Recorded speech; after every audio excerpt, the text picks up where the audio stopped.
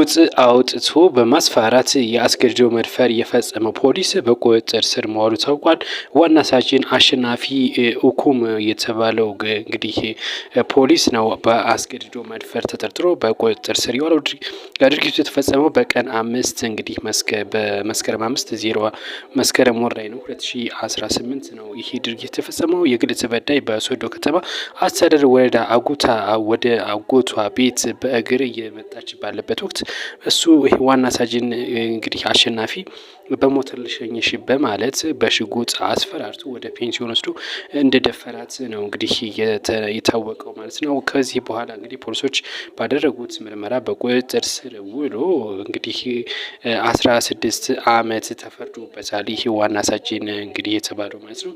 እንግዲህ አሰቃቂ ወይም አሳዛኝ ሁኔታ ነው የተባለው። ብዙ ጊዜ እንግዲህ በሴቶች ላይ እንደዚህ ያለ ነገር ያጋጥማል። በመኪና አንሸኛችሁ ወይም ደግሞ እንደዚህ በባጃጅ መንሸኛችሁ እያሉ በርካታ ሴቶች በዚህ ሁኔታ ይደፈራሉ። ይፋ ባይወጣም ማለት ነው። እንግዲህ ብዙ እንደዚህ አይነት ችግር እንግዲህ ጥንቃቄ እንድታደርጉ እኛ መልዕክት እናስተላልፋለን። በተለይ ሴቶች ጥንቃቄ ማድረግ ያስፈልጋል።